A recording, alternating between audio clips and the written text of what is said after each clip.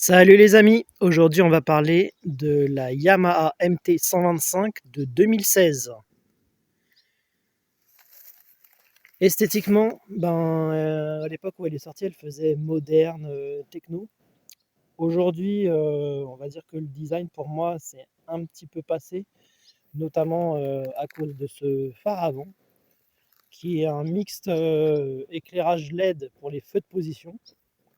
Là ici, les feux de position sont allumés. Et puis c'est une ampoule classique pour l'éclairage principal qui, sur ce modèle, a été remplacée par une ampoule à diode qui éclaire vraiment mieux. Donc ça rend quand même la moto encore au goût du jour, on va dire, avec cet éclairage maintenant full LED, mais bon, pas d'origine, hein, je le rappelle. Ça fait vraiment agressif. Ici, on voit l'éclairage à LED à l'arrière, avec au niveau de l'arrière une selle séparée passager-conducteur, vraiment pour un look sportif. De toute façon, elle est dérivée de la sportive, les YZF R125, avec des platines passagers séparées du conducteur. Alors, ça ne fait pas un bloc. En option, sur ce modèle, d'ailleurs plein de petites options. Bon, un pot MIV avec la chicane. Et vous allez voir tout à l'heure qu'en fait, malgré la chicane, moi je trouve que c'est vraiment trop sonore. Alors dessus, la propriétaire a installé des clignotants à LED qui sont à défilement. Je vais les activer. Voilà. C'est plutôt chouette. Et puis il y a plein de petites options couleur dorée. Il y a les embouts de guidon, les leviers flip-up. Il y a au niveau des roues les réfléchissants et les poignées passagers qui ne sont pas d'origine, qui sont également de couleur dorée. Les rétroviseurs ont été remplacés, mais ils vont être remis en configuration d'origine parce que ceux-ci sont très jolis certes, mais on ne voit pas du tout correctement, en fait on voit rien. Et puis il y a un petit support de smartphone pour la vie au quotidien. Au niveau du tableau de bord, c'est assez complet. On a le contour, tout ce qui est trip partiel, total, il y en a 2 trips partiels et puis le totaliseur. On a les consommations instantanées, la consommation aussi moyenne. C'est possible d'afficher en kilomètres par litre ou en nombre de litres par centaine de kilomètres. Donc là, on voit qu'il y a une conso annoncée par l'ordinateur de bord de 2,2 litres au 100, ce qui est vraiment très raisonnable. Sur la partie supérieure, on a également un shift light qui clignote lorsque quand vous montez à très haut régime. Je n'ai pas vu qu'il était programmable, donc voilà, c'est fixe. A priori, sauf si je me trompe. Je vais démarrer la machine pour que vous entendiez.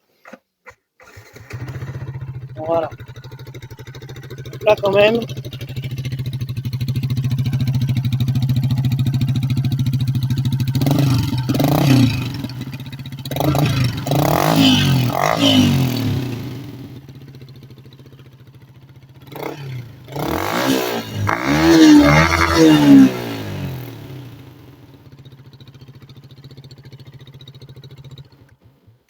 c'est quand même bien sonore, hein.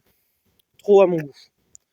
Bon, sinon, qu'est-ce que ça donne lorsqu'on roule un petit peu avec cette machine?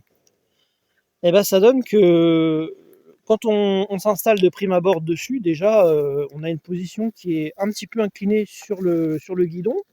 Donc, a priori, on se dit que on charge un petit peu l'avant. Et pour ce qui est des jambes, c'est assez replié quand même, hein. On est encore une fois, c'est dérivé de la sportive. Maintenant, lorsque l'on roule, ça n'est pas non plus inconfortable. Là-dessus, ça pose pas de problème. Et ensuite, là, je vais revenir un petit peu sur la prestation dynamique.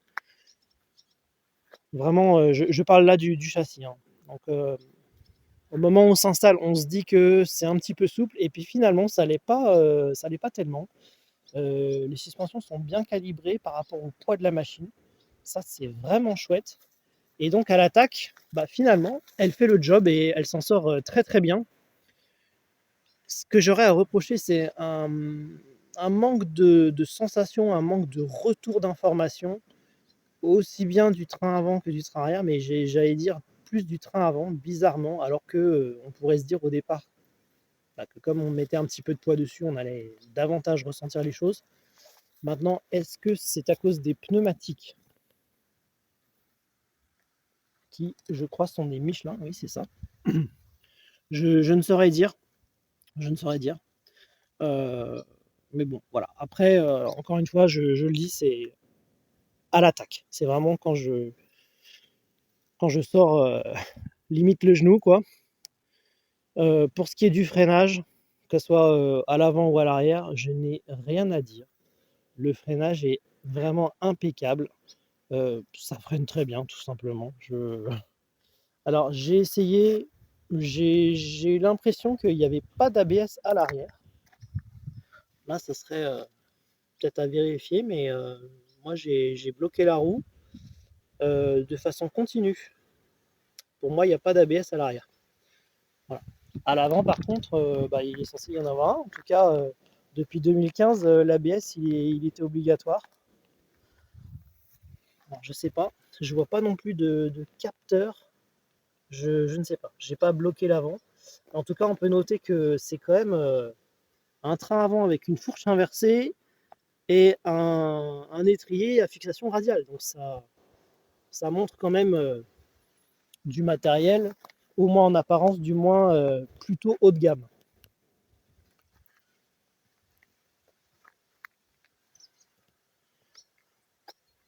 En termes de vie pratique, bah, une moto qui consomme, on va dire, entre 2 et 3 litres au 100, bah, ça reste quelque chose d'assez économique.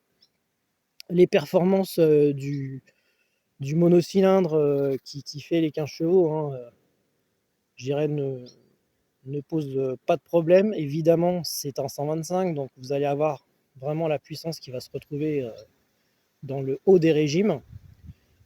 Et puis vous obtenez une vitesse de pointe de l'ordre des 130 km/h compteur. Mais bon, on va dire que jusqu'à 110, vous les atteignez assez facilement. Et ensuite, évidemment, bah, pour les 20 derniers km/h restants, c'est forcément plus laborieux.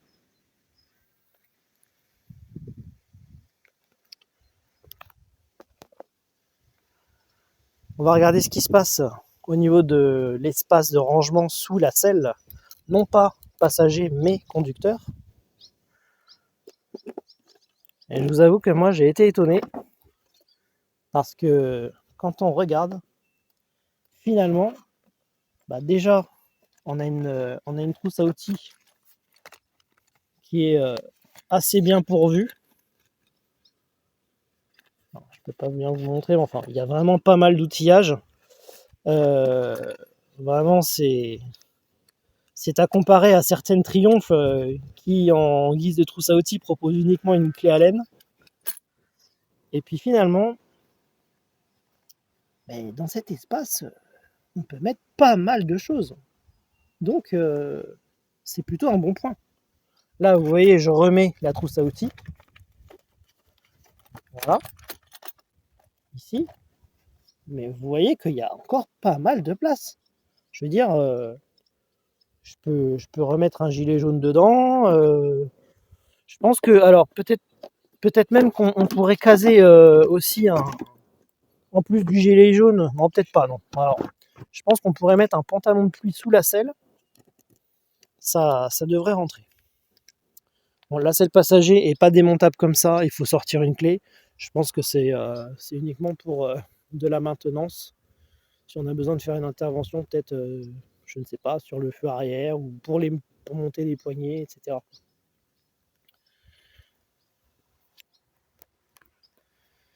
Alors ce modèle, en occasion, vous pouvez en trouver autour des 3000 euros.